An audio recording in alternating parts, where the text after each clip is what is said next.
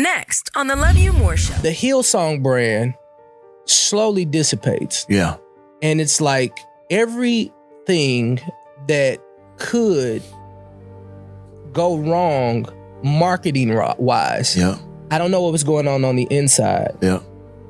It goes wrong. Mm-hmm.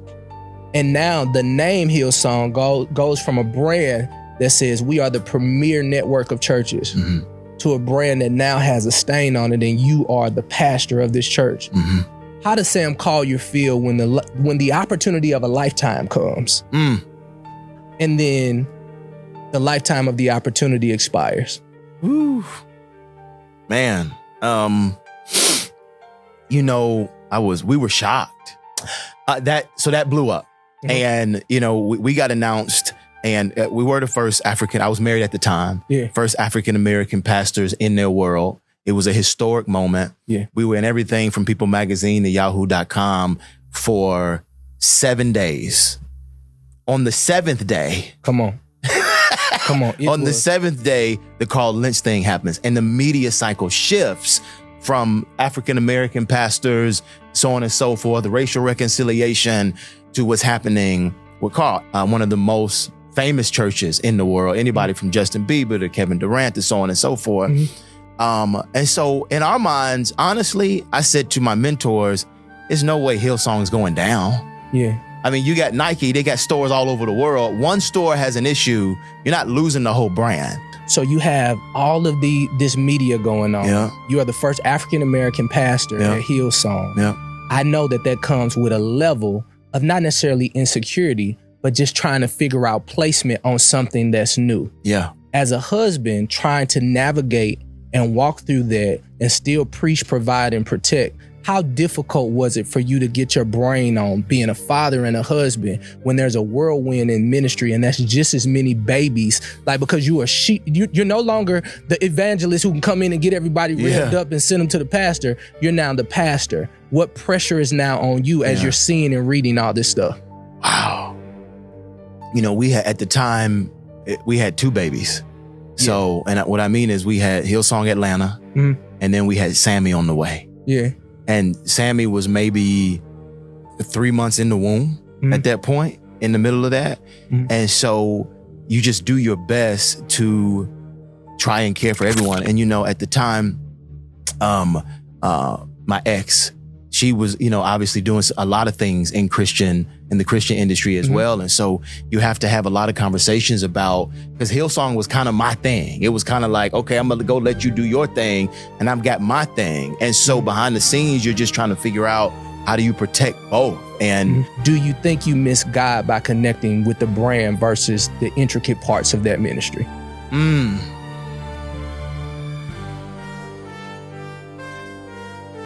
So this is what you do for a living, huh? This is...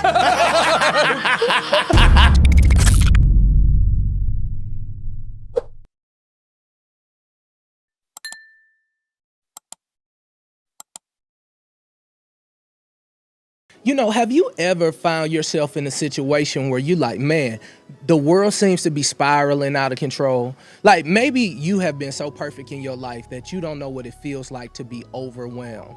Right? Maybe, just maybe, you have had it so good in your life that maybe your name, your life, your image has not been compromised by others. Here's the thing. This is what I've learned. I was reading this book. It was called Necessary Endings, and it let me know that there were 3 types of people. There were wise people, and wise people can take constructive criticism and use it as something that will fuel them to get better. A fool will hear some things that may not be necessarily pleasing to who they think they are, and what that fool will do is he'll find a way to blame you because of what they're doing. And then there's a third party. The third party is what I've now coined an enemy. And an enemy is a person who will choose the option of hearing what's wrong with them and sabotage the whole image and likeliness of who you are. That's an enemy. You say, Willie, how in the heck do you deal with people in all 3 levels? Here's a newsflash. We all flow in all 3. It's just where you land the most. Because I'm sure you can say, man, there have been times when people have done me wrong and you was like, I'm going to let these people know what you did to me. There have been times where people have brought something up to you and it may have triggered you on the inside and you was like, but how you going to tell me all about this when you know what you're doing? And then finally you have landed in the wise category when somebody told you something and you said, maybe that's something that I should work on? I don't know where you land today, but I do know that I'm about to hang out with a young gentleman who's literally had one of the most amazing stories in ministry, from being adopted as a young boy to going through school and doing everything that he could to create a beautiful life for himself. But he has some ups and downs, and today we're going to talk about those. I would like to coin this show Redemption. I get the opportunity to hang out with Pastor Sam Collier. What's happening, champion? Bro, Come feel on! Put the fake claps in right. there, Shaquan. I feel like I'm in the seat that so many people want to be in now. And, you know, we've been brothers for a long time. Yeah.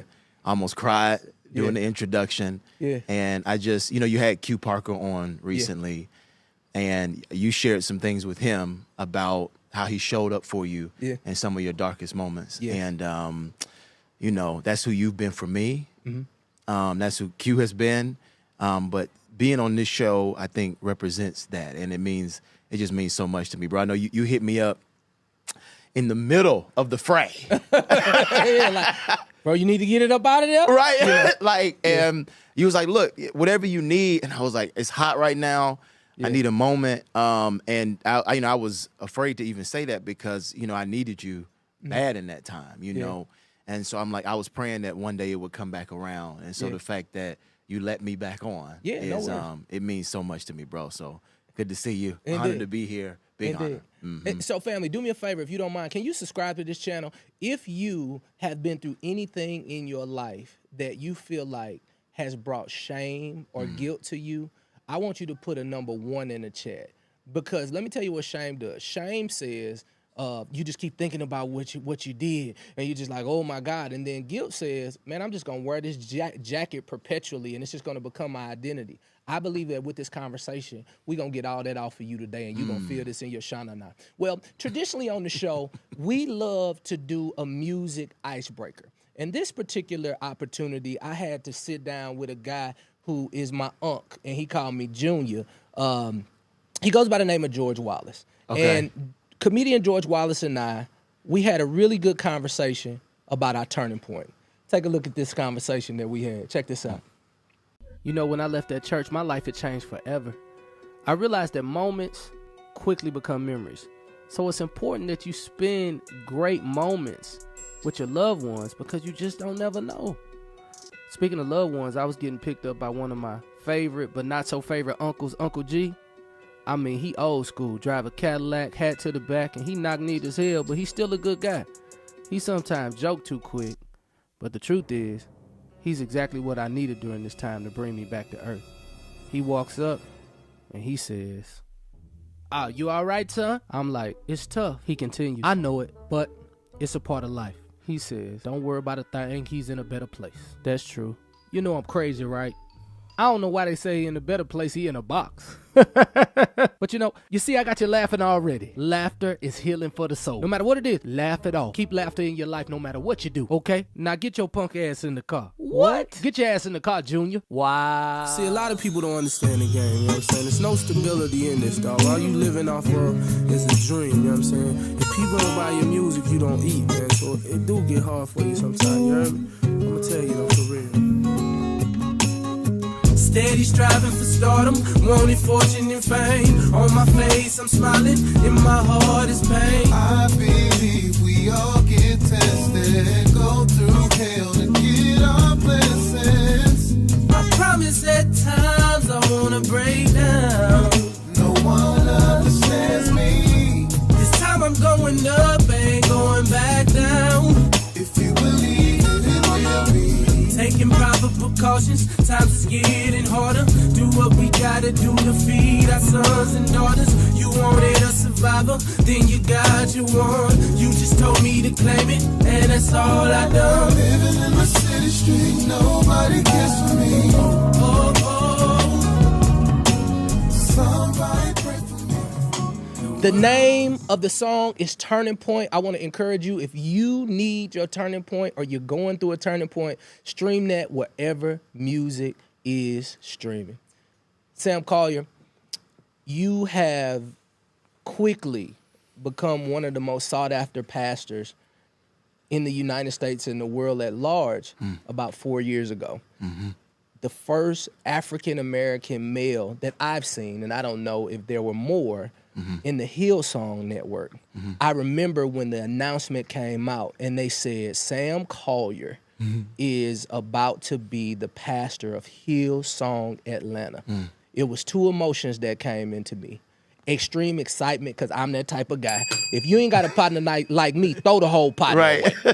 Oh, if you don't want the good news to get out, don't tell me, because and I'm gonna add some sauce to it. Yeah. Man, you know the boy, the Hillsong pastor, they wanted him to be over in Australia. Right. But what they did, he said he chose Atlanta. I think I put a little sauce on there. So, you're moving and you're grooving. Yeah. And then the Hillsong brand slowly dissipates. Yeah. And it's like everything that could go wrong marketing-wise. Yeah. I don't know what was going on the inside. Yeah. It goes wrong. And now the name Hillsong goes from a brand that says we are the premier network of churches to a brand that now has a stain on it and you are the pastor of this church. How does Sam Collier feel when the opportunity of a lifetime comes and then the lifetime of the opportunity expires? Woo. Man, we were shocked, to be honest. Yeah. So a little bit about the history of kind of how the chips fell. Pastor Carl Lentz has his situation in New York that happens.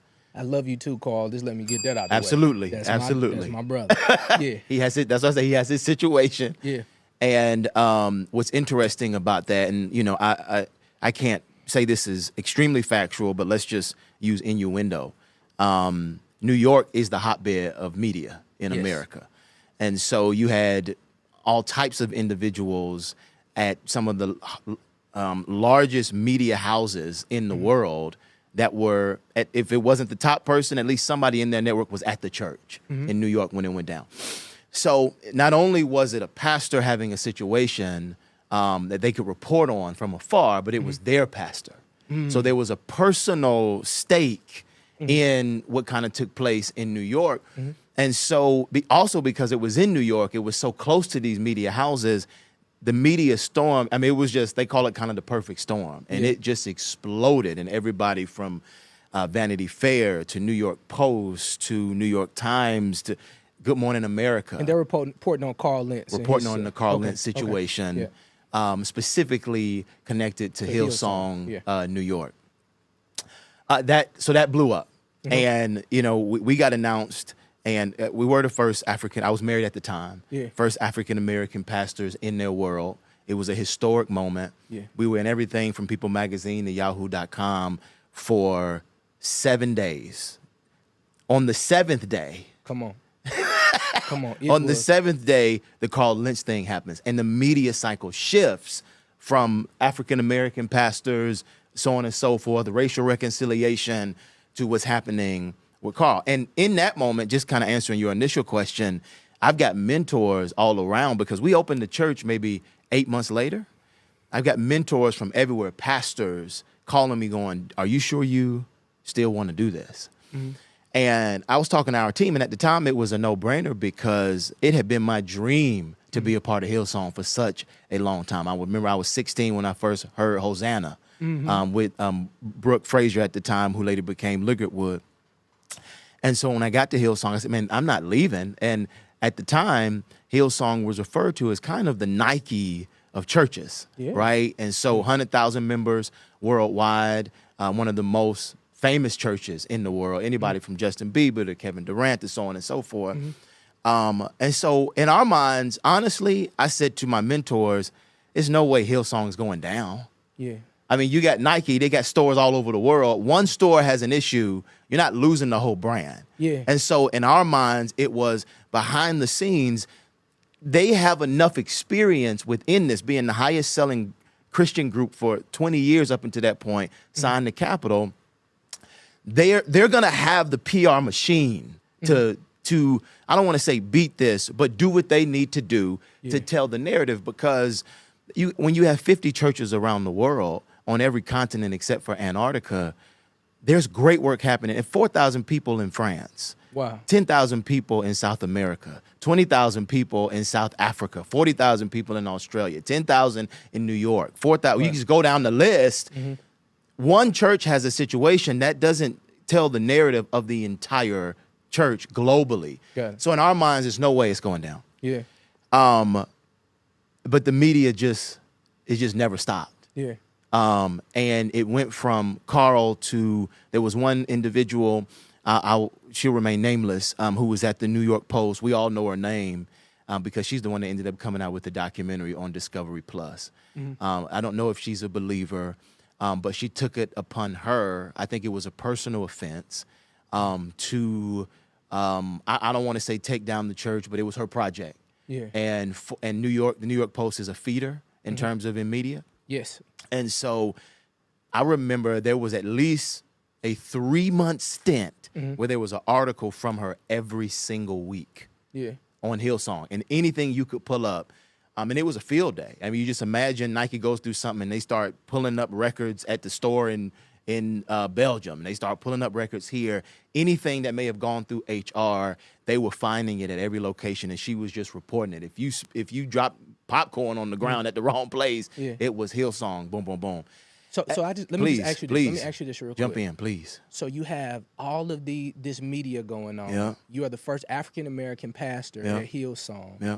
I know that comes with a level of not necessarily insecurity, but just trying to figure out placement on something that's new. Yeah. As a husband, trying to navigate and walk through that and still preach, provide, and protect, how difficult was it for you to get your brain on being a father and a husband when there's a whirlwind in ministry and that's just as many babies? Like, because you're no longer the evangelist who can come in and get everybody revved up and send them to the pastor. You're now the pastor. What pressure is now on you as you're seeing and reading all this stuff?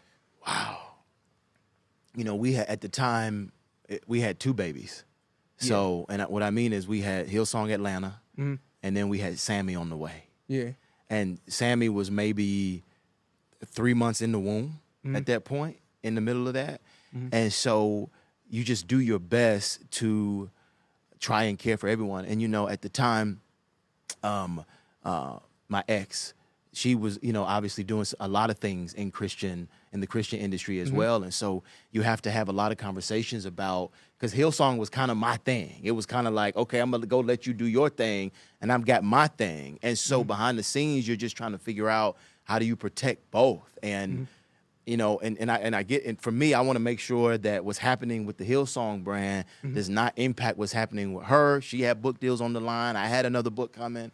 And so you're just doing your best to go, okay, maybe all right, you know, maybe you take it off your website and I'll keep it on my website, and you go over here and do this, just to do our best and to do my best to try to pastor everybody at the time. And honestly, behind, you know, a good wife behind the scenes is going to go, are you sure you want to keep doing it? You know what I mean? And so that was the conversation as well. So I'm getting it from mentors. I'm getting it from her. And most importantly, for me, I had to pause and think and really ask, God, what do you want me to do? Because this thing is falling apart seemingly publicly from a brand perspective at this moment. I got parishioners. We're about to launch a church. I've got people that have moved across the country to join the team who are like, this is the first multi-ethnic and Black-led Hillsong. Obviously, it was multi-ethnic in London, but this was the first Black. And so you're trying to do what you can to go, okay, how do I take care of them, and how do I assure them that this is still what the Lord is saying? And at the time, the Lord did not say move. And that was very difficult for me, because I'm telling everyone, I know what it looks like, but this is what the Lord is saying. Later on, he would say move, but I didn't want to move before him. So it was a lot. So you have my dear brother, who I love to life, and of course, I don't necessarily know him personally, but I got a chance to see him down in Tulsa, just in passing or whatever. But I've always been a fan of Carl Lentz, and just a fan of who he is as a person, not necessarily ministry, but just the people that he bridged with. So you have that. Then you have the leader who goes through some very unique times, who was actually there to crown you king of Atlanta for Hillsong. I got a chance to see him. And then we go into a year or so later, and then you go through what you're doing with your marriage, where, you know, seemingly everything is going good and then everything goes awry. Yeah. Do you feel like when you chose Hillsong, because you were on an upward trajectory with ministry anyway, do you think you missed God by connecting with the brand versus the intricate parts of that ministry?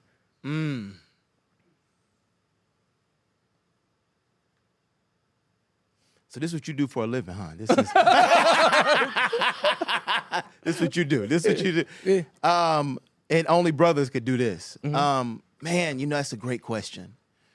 Because I often ask myself, did I hear from the Lord? Because, you know, I was on the way here, you know, you rehearse your answers. You're like, okay, what am I going to tell Willie if he asks me this, and so on and so forth. And, you know, one of the thoughts, you know, I was having is, it feels like I've been in a tornado for the last 5 years. And seemingly a tornado that I didn't see coming at all. To your point, you know, my ministry career started with Bishop Eddie Long. He went through a few things. Then I went over to Ebenezer. That was my first ministry job. Right when Dr. Warnock got there, before the political stint. After Ebenezer, I went back to New Birth right when Pastor John Gray was transitioning into comedy full time, and right before he went to Pastor Osteen. Then after Bishop went through his stint, I went over to Andy Stanley for 8 years and was one of the only African Americans there, which then set me up for the Hillsong piece. Wow! But I had no idea. Yeah, it's so for me it was, and I met you kind of somewhere in there around the Nightly Spirit season. You were transitioning. You've always been a voice of encouragement, kind of really a big, I don't know, are you older than me? I don't know if you're older than me, but big brother, you just got that big brother energy, right? Yeah. And so you were a big brother to me kind of during that season. And then I kind of stepped out of media, went full-time ministry, and then brought back my podcast, and that went where it went. So when I get to Hillsong, I'm like, for me, I'm like, this is the best thing possible. Everything has led to this moment, and it broke me into international news and all of that. And I remember when we first stepped foot into Hillsong in California, and this is a part of the story that not many people know. Initially, I was looking to plant a church with Andy Stanley. And so Andy Stanley, because I had been there for 8 years. So I love Andy Stanley. Yeah, unbelievable. Like, I owe so much of, I don't know if you can call it notoriety or success or whatever, to him. And he don't like to claim it because he's like, I'm like, but without his endorsement, I would not have become what I am today. Him and Dr. Bernice King. And so I was talking to him about doing something because I had been with him for 8 years. And we just got to the point where it was, man, you know, I kind of come from this super black environment. And I'm trying to he's like, okay, look, I love you. But stylistically, kind of what we do here is a little different from what you want to do. And if he was here, he would sit here and say it today. He was like, I love you, but that ain't gonna work probably here. And it ain't racist at all. It's just our model is this. I'm trying to, you know, if you want to run around, you can run around. Do what you want to do. And so when I step foot in Hillsong, I'm interviewing with multiple. I had a meeting with Pastor Teray at that time about maybe something with one. I had a meeting at the time with Pastor Mike Todd at the time. And I don't think he's at the time, I don't think he's going to do anything in Atlanta, but I was talking to him about it. We met with a massive church in New Spring. I met with Matthew Stevenson during that time. And we're just trying to figure out what can we do that's next. And when I stepped foot in the Hillsong, I remember, at the time, my ex-wife is with me, and I look over and we just kind of look at each other and we go, this is it. It was as if there was a confirmation, and the energy was in the air. And if you ever been to a Hillsong conference in Australia, I mean, you cannot say that the house was not anointed. The presence was so thick, and so there was nothing about it that felt at any time that we had missed God. And then boom. And so it makes you ask, okay, God, if I didn't miss you, what is this? And why have you, it feels like I've been in a Job season for the last 5 years, and trying to discern a Job season is one of the most difficult things, because you're like, God, what did Listen, I totally understand. Like literally, I was just down at Transformation Church with my dear brother Mike and the rest of the team, and one of the prophets came up and he's like, "This has been a very unique 5 years, and the only thing that kept you alive is the fact that you are disciplined and you are regimented.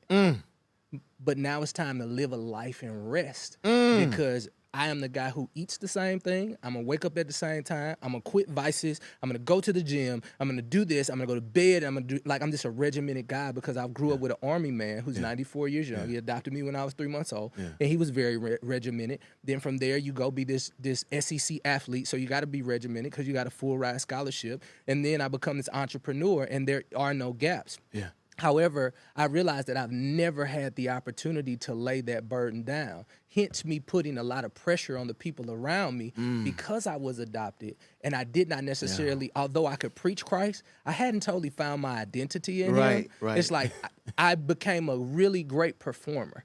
I could be going through hell, but I can go up and I believe that I can keep a crowd's attention for 60 minutes. I think I can woo people around me enough that they don't detect that deep on the inside that I'm starving on the inside. In fact, even when I was married, we may have just got into one of the biggest spats in the world, but I have the innate ability because of my adoption that I know how to put my face on. Absolutely. And I know how to go out there and do what we're supposed to do. Yeah. And I become actually celebrated for something that was toxic.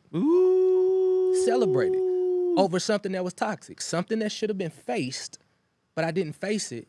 I just masked it because I'm a great performer. Yeah. My daddy, who's 94 years old, he said, "Man, I finally get an opportunity to see you be the man that I always thought you could be." I said, "What you mean?" He said, "Hell, man, for years and years, I thought you was the greatest pretender." Because these Negroes ain't know what was going on, but I knew what was going on. Yeah. And he said, but it was something about when you started to connect with Jesus, I knew you wasn't bull beeping, you know. Yeah. They told me stop cussing, y'all. I stopped cussing. I get it. He said, no, you wasn't bull crapping, right? Because I know when you're telling the truth. My question now to you, and I just want you to be very honest, man, and just, you know, because this is a very, very safe space. Do you think that you've mastered performance so much that sometimes you don't have the ability to actually feel what's going on because you'll just move on to the next thing and go to performance? That's your safe space. What do you feel about, like, really getting in there and just digging in, or is it like, okay, cool, I'll live through my next accomplishment? Yeah. Wow.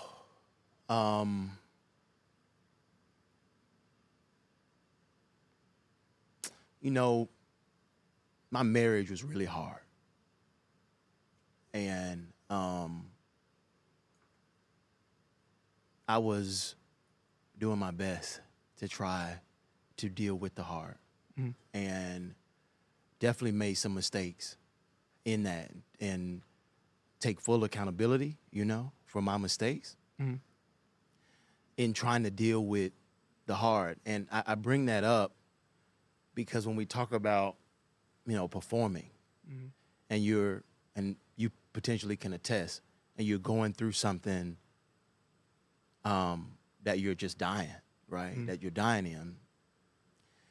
Where you get to, you know, now I'm with Dr. A.R. Bernard and so on and other things, I'm sure we'll talk about it, but where you get to is you just get to a point where you just don't care about it, any level of performance, any level of trying to keep an image at a certain point, because you realize that the people that you're building the image for, when you go through something, they're not going to be there anyway. And so the question becomes, how should you live? Who should you be? And what does it mean to live a life of authenticity with individuals? And I shout out to my therapist on this. You know what I'm saying? Who, you know, he specializes in meth addicts. That's like his big thing. I've never been on meth, and I'm not an addict. Yeah. But when I got to him to talk about these last 10 years, really, he said, this is like a level 2. I'm dealing with level 15s. And he said, and here's what I want to tell you. You one of the things you have to do is you have to put people in your life that love you for you. It don't matter if you were Hillsong, doesn't matter if you were Bishop Long, doesn't matter if you on Willie's show, or if you just at the house, you got a job at Chick-fil-A. Nothing wrong with having a job at Chick-fil-A, but I'm doing the contrast. He said, because you have to have people like that in your life so that you can truly live authentically. And I think to say this, to kind of double back to what you were saying, round this all off, so that you don't have to perform. Yeah. Because we perform when we feel like we have to prove something, and we feel like we have to uphold this thing that's brought us so much value. You talked about your dad. My dad's 89, right? The one who adopted me. I don't know if that was the one you talked. Okay. Yeah. Okay, so adoption language. Yeah, that's my father. I do have a papa. Absolutely, absolutely. My dad, right? Yeah. I lost my biological father from COVID. Never met him. Talked to him maybe twice. Knew it was him when he was addicted to drugs. But you know, I said something. I don't know if it was on social, but I used to say this often when we lost my mom, who adopted us a few years ago. It was very hard. But I always said, if I lose him, I think I just might lose my mind, because just something about a father, what he meant. My mom means the same thing, but it was something about the relationship with my dad that I feel as if even now, going through everything I'm going through, one of the things that has pulled me out of to keep going when I was completely done, nervous breakdown, all the above, was I wanted to make him proud. Hey, wait a minute. I hate to interrupt y'all because I know you don't like that, but you have not subscribed to this channel. And here's the thing. You ain't subscribed because I didn't tell you. 73% of people say they do not make decisions because people have not allowed them to make that decision. Well, I want to give you an opportunity to subscribe to this channel, and I ask nicely, and I smile with a red hat on. Thank you. Flat out. When I was completely done, nervous breakdown, all the above, was I wanted to make him proud. And he's got early signs of dementia. Yeah. I don't even know if he fully knows. He's not Superman. Right. It's like, but I love him, right? And you know, I don't even know if he knows that I'm not married no more, right? I just like, but he's like, Sam, you know, I bring little Sammy over and they kind of get the chance to play. I don't know if he fully registers. Yeah. But a part of my life has always been making him proud. But the other side to that is still this I got to perform. Yeah. Right? Because I got to make him proud. Yeah. And so I think I'm in a season in my life now when we talk about this idea of redemption. Yeah. Redemption for me means a lot of things, but one of the things that it means is living an authentic life where I can fully be myself. Yeah. Surround myself with individuals who accept me for that. Where I can be, I mean, you talked about I'm not a cursor because I just don't sound right. I don't have nothing against curse. Oh, I'm so good. Boy, I can swing. Right, but if I started, you'd be like, brother. No, if I start, you'd be like, ooh, get it. He know what to do with the words, right? My daddy be like, man, when you on that show and you cuss a little bit more, you sound just like me. I said, now, you know, my mentor told me, he said, you're growing in a way that you don't see. Right. I just think you should know it's no longer a storefront church. So maybe, I'm not telling you what to do, but I'm just telling you think that it's growing. Right.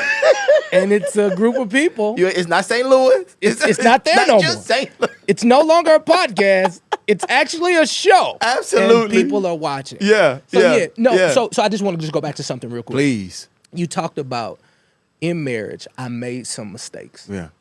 I would say my greatest mistake in my former marriage is that I let ambition, my ambitious mentality, allow me to outrun the pace of grace. Yeah. Everybody had to get on my speed. Like, hey, bro, we about to move to Atlanta. Where we going now? I think I want a home in LA and we're going to do this and we're going to do that. Like, I lived under that ambition so much. And then finally, my sexual appetite. Yeah. It was things that, because I was molested as a child, because I was pretty Willie and it was 200 women in the lobby, it was a certain lifestyle that I was used to living. And then I give my life to Jesus and I begin to do what I have to do. And that turned into pornography because now I got to be faithful to this one woman. And I'm used to having multiple, even if I'm not sexually active with them, I just like the energy of multiple people and all of that. And then for some reason that doesn't go well in church, right? And it doesn't go well in marriage. Right. And because of that, I put a lot of insecurity on her because I am a very honest guy. Yeah. I'm the guy that if you ask, you sure you want to know? Because I'm going to tell. And I think that was very childish of me. I don't think that was fair to my mate. I don't believe that was fair to my children. I don't think that was fair to the commitment that I made. And, you know, I say a lot of things publicly now that I probably wouldn't say when I was going through all of it. And to an extent, I still go through it because, you know, it's people have emotions. I just don't deal with mine that way. What do you think is your biggest mistake in the demise of your own personal marriage? Well, I absolutely, you know, again, we talk about accountability. Yeah. Right? That's what this is about. Yeah. And I take full accountability for my part, right? And I think that's what we're saying.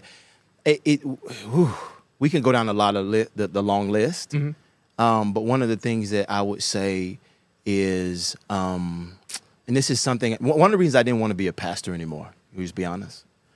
I did not want to be a pastor anymore. I was actually out.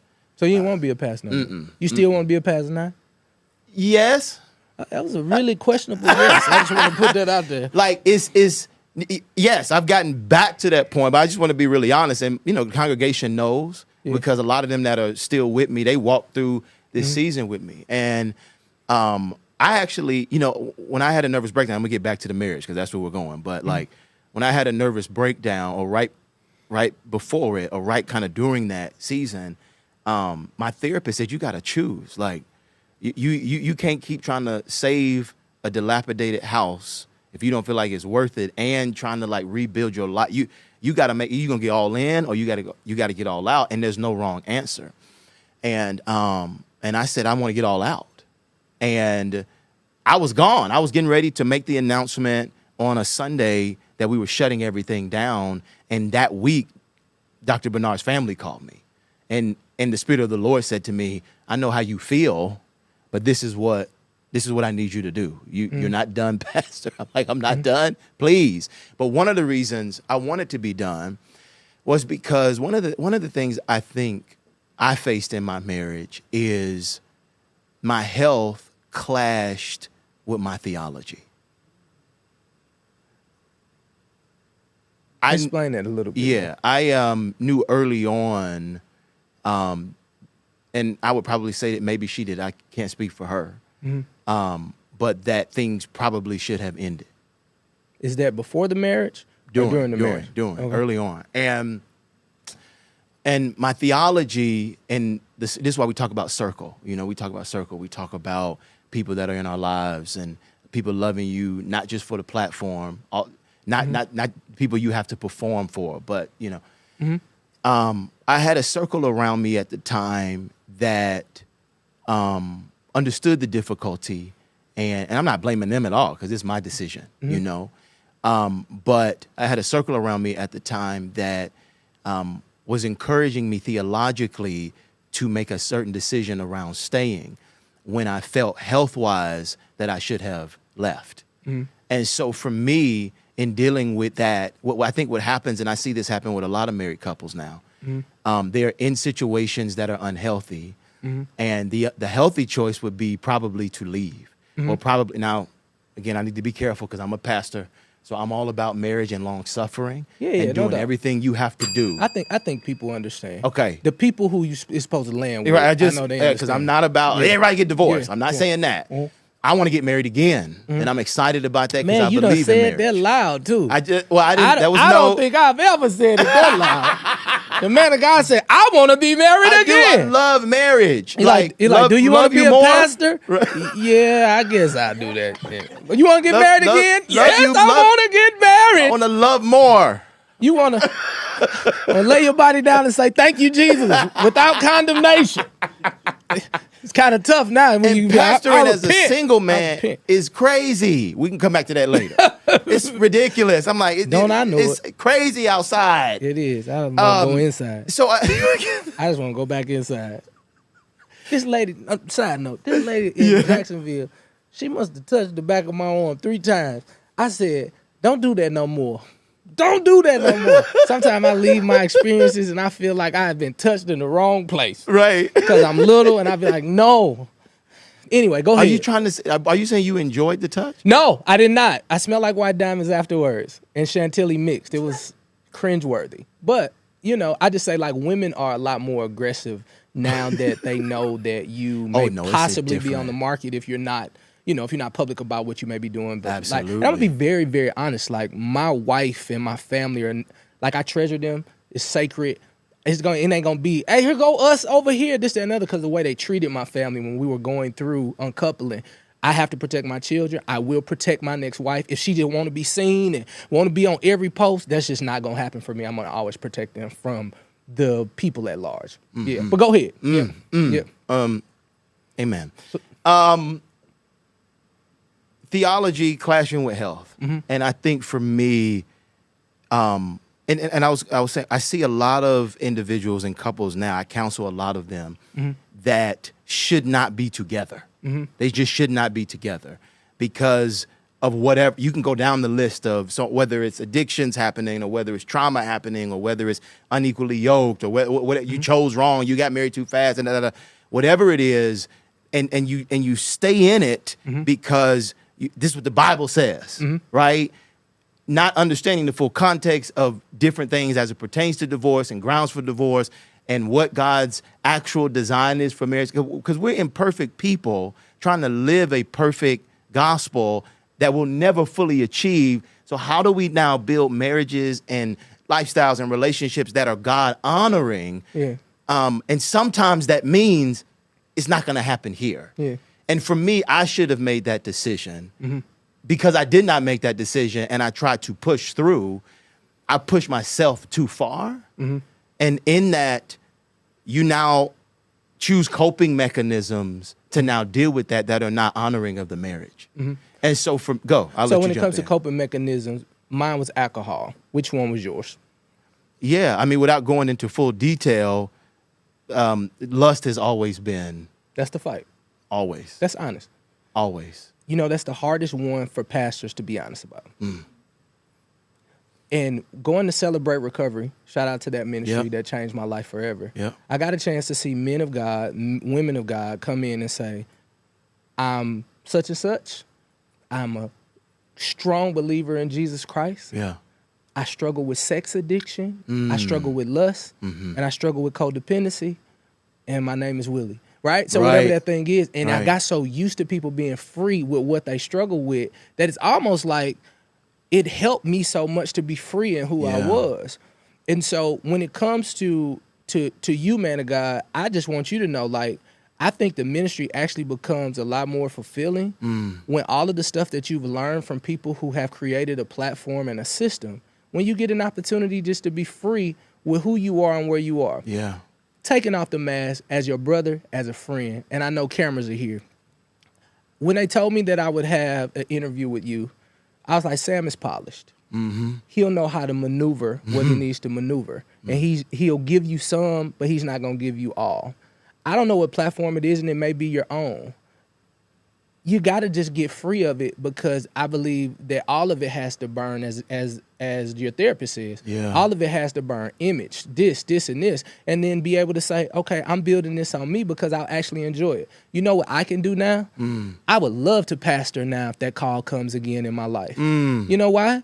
Just like you want to be, like I want to be married, and I probably want to be married too. I'll say pastor as well because I'm going to, like, without a shadow of a doubt, be exactly where I am and allow a group of people to build with me because we are serving to God. I don't want to be your God. I want to lead you. I want to speak to you. I want to help you. But I'm helping you through this word of God. And so, hey guys, like my radio show has gone up 28%, and I don't even know how many people listen to radio, but it's gone 28% because I'm the first person to go on there and be like, you know what, boy, I was struggling like a big dog. You know what I almost wanted to do the other day, Dwight? Right. It's like, what? I wanted to go get a Black and Mild wine wood tip, but I knew I had to come up here and speak to y'all, and I didn't want to wash my hands and brush my teeth and try to put cologne on so y'all wouldn't smell it. And everybody's like laughing and having fun. I went to the church the other day. They finally start to book again in churches, and that's cool. I'll say yes sometimes, and sometimes I'll just go for free because God is blessed in other areas.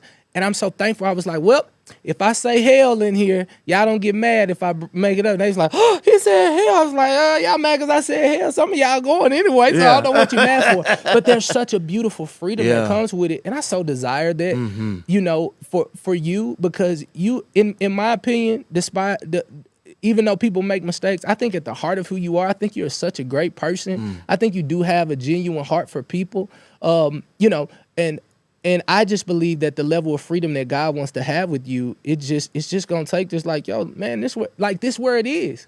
Like this where I am, this is what I'm fighting with, this is what I'm y'all wanna fight with me? And I believe that there are thousands of people. When I started this platform, we were at 75,000 subscribers. I came over here and say, I'm Willie Moore. And Right. I have been through some, and I would cuss, but I'm learning not to. And hundreds of thousands of people they began to come. And I was like, God, if you take it all, I didn't do it anyway. I didn't do it. Like, I'm not responsible for any of this. And like really yielding to the will of God. Like, if I'm gonna try to be so authentic that I repel I gotta get one up. I gotta repel the out of everybody who is not with me. Yes. I don't want no gray areas with people with me no more. Like, I am no longer the guy who's gonna give you a little bit of who I am to make you feel comfortable. I want you uncomfortable as hell. I am not everybody's cup of tea, but I am somebody's cup of coffee. And I'm totally good with that.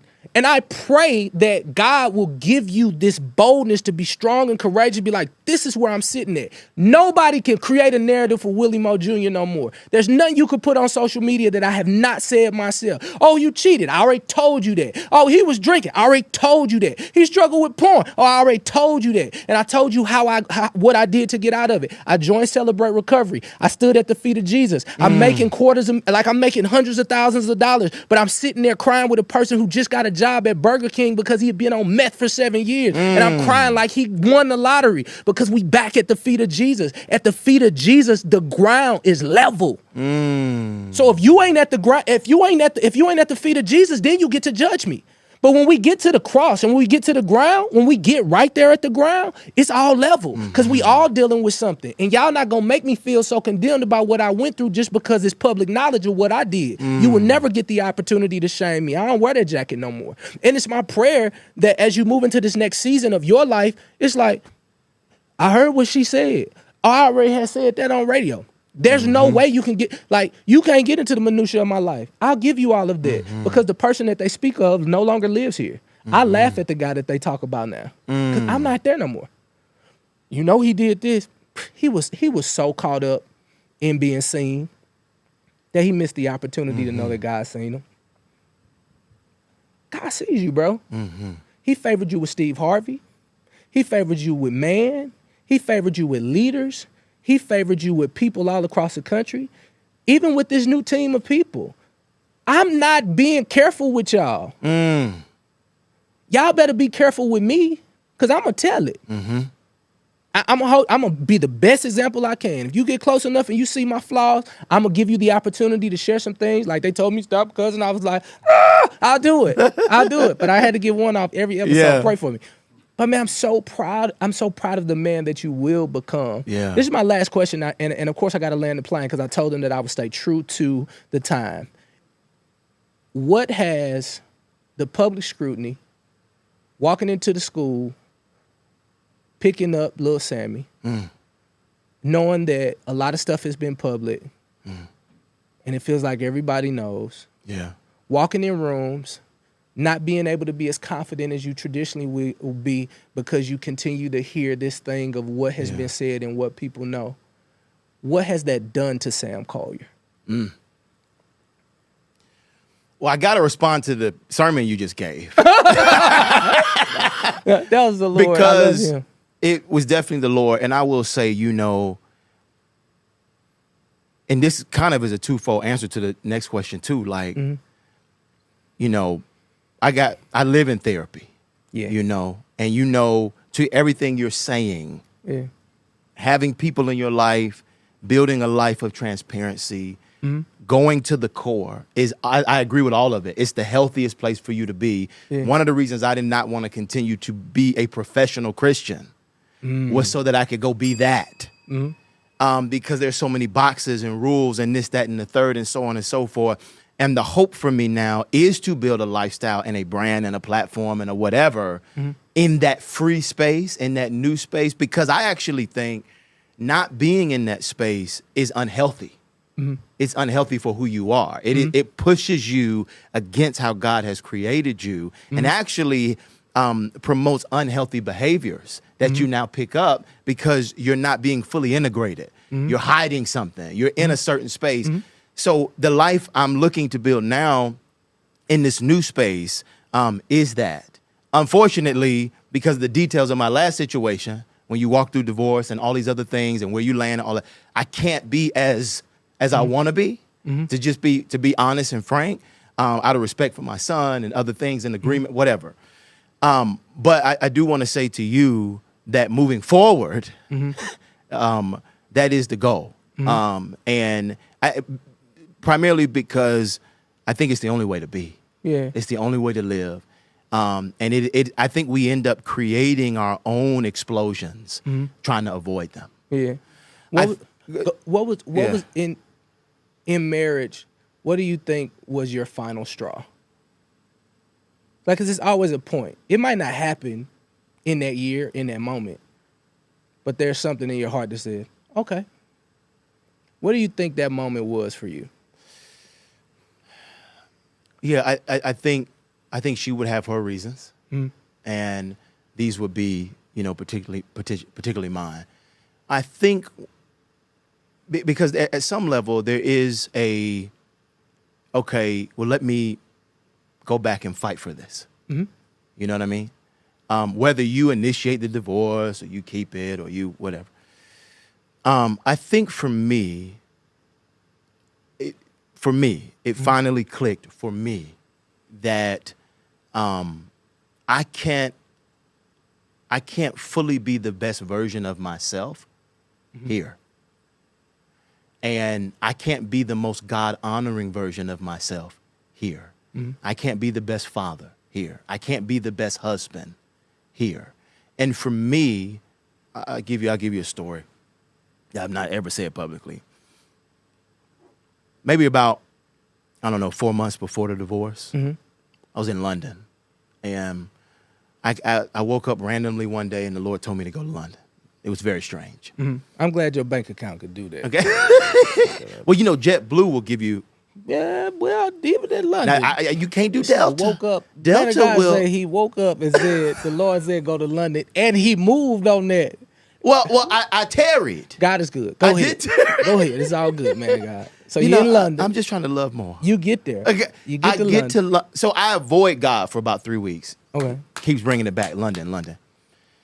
And it was a very transcendent experience for me. It was, I was in Oxford. I went around and, you got churches that are 200 years old, 300 years old. Yeah, I stood in the church that C.S. Lewis preached in for the first time. I'm a Harry Potter fan. Don't knock me for that. I walked in the Harry Potter lunchroom.